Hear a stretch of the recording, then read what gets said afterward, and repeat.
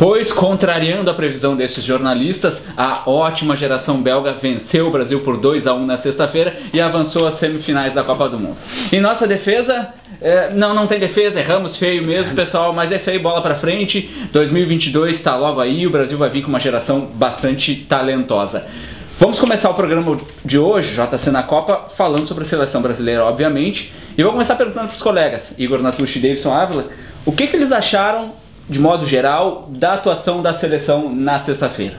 Eu acredito que a gente teve uma situação no qual se posso falar que o jogo foi parelho, foi bastante parelho, mas ainda assim a vitória da Bélgica é justa. Eu acho que a Bélgica, ela entendeu melhor as suas limitações, montou uma equipe capaz de jogar a partir dessas limitações, botou especialmente o Hazard e o Lukaku atrás, nas costas dos laterais ali. Eu acho que isso foi decisivo no sentido de ganhar muito volume de contra-ataque e a partir daí criar muitas dificuldades para o Brasil no primeiro tempo.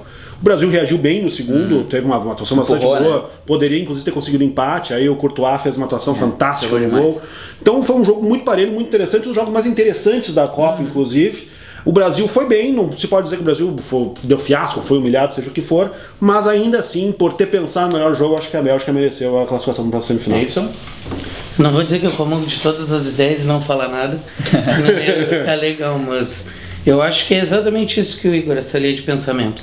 Eu acho que o Brasil foi melhor, eu acredito que, citando exemplos toscos, como eu gosto, mas se Inter e Barcelona jogassem de novo por 10 vezes, o Inter perderia as outras 9. Se Inter e Mazembe jogassem outras 10 vezes, o Inter perderia as outras. Citei exemplos do Inter porque é os que me vêm à cabeça.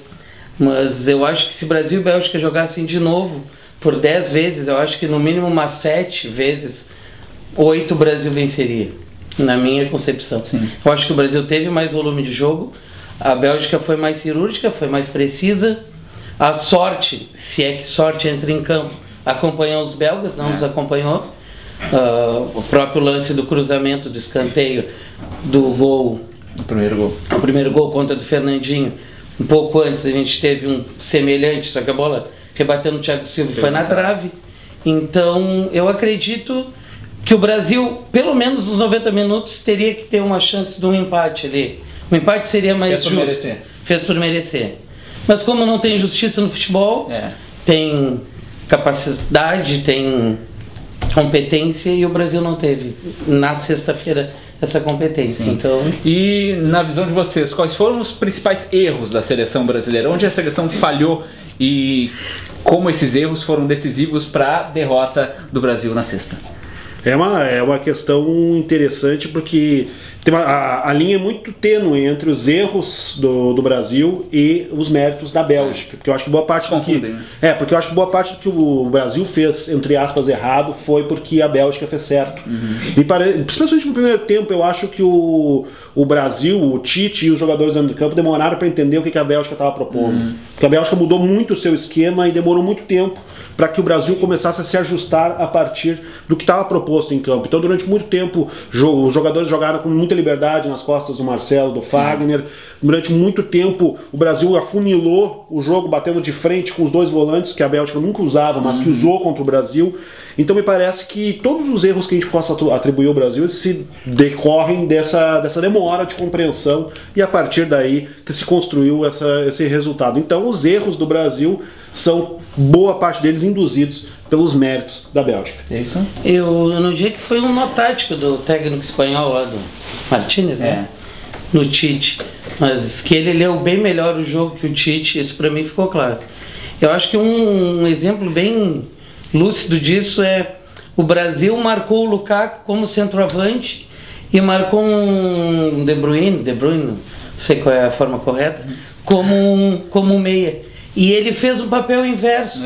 Ele botou um Lukaku mais recuado buscando o jogo e um De Bruyne mais na frente. E isso é só um dos exemplos, entendeu? Ele trocou as linhas, que ele achava que o Fellaini ia entrar para marcar mais, o Fellaini também apoiou. Ele deu a bola para o Brasil jogar e esperou o Brasil vir para propor contra-ataque. Isso foi nítido. Acho que o Brasil no primeiro tempo perdeu no meio de campo, né? Não, com certeza. Isso a gente até comentou. A defesa foi infelizmente sólida, o Fernandinho comprometeu.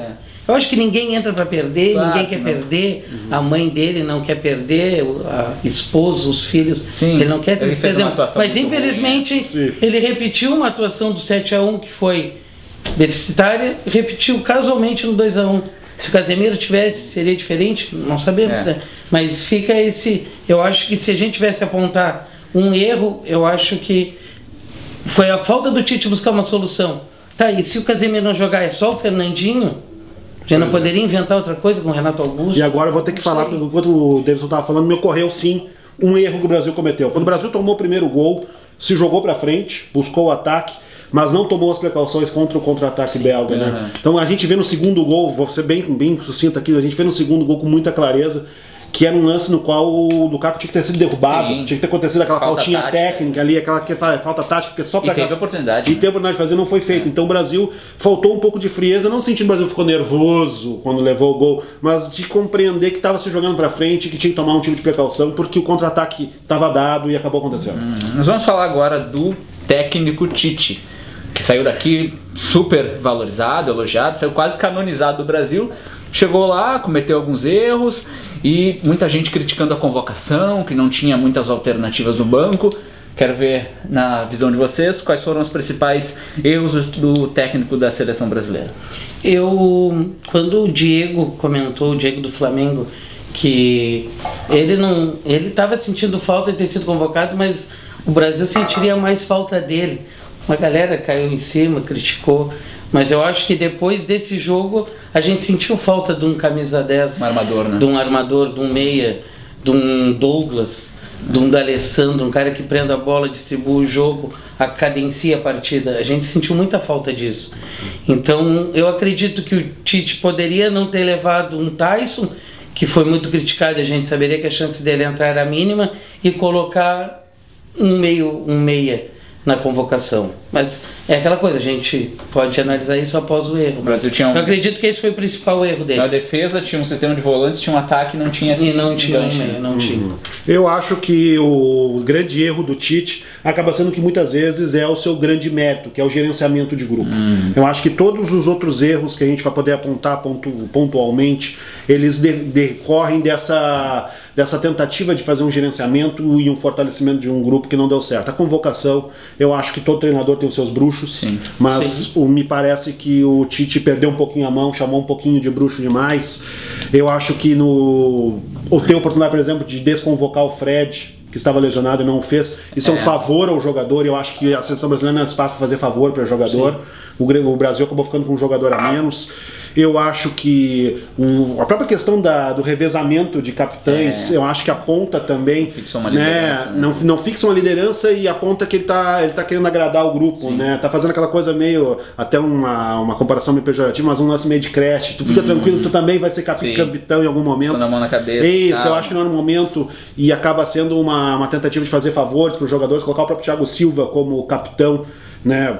Uma grande atuação, foi talvez o melhor jogador brasileiro, mas mais consistente durante a Copa, mas que tem aquela carga de 2014, se coloca ele como capitão, se insiste com ele como capitão para poder fazer um favor pro jogador. Então acho que para mim foi nisso aí, acima de tudo, que o Tite falhou, e todos os outros erros, problemas decorrem daí. Quero agora uma resposta rápida de vocês. Na visão de vocês, Tite fica ou Tite sai? Eu acho que o Tite deve ficar. Só mais uma palavrinha, eu acho que o que derrubou o Tite foi o coração, não foi a razão. Eu tive um professor que sempre me ensinou isso. Quando o cara usa o coração, a chance de dar errado é muito maior do que quando o cara usa a razão. Então ele apadrinhou um monte de amigos e perdeu no coração. Mas eu acho que ele deve ter um ciclo completo. Até 2022, 4 anos. Ele tem 2 derrotas, uma no amistoso e uma na Copa do Mundo. Errou quando não devia? Errou. Mas eu acho que ele merece uma chance de um ciclo. Eu acho que ele tem que permanecer. Eu espero que ele aprenda com as situações que aconteceram durante essa Copa. É um treinador que tem total capacidade para isso.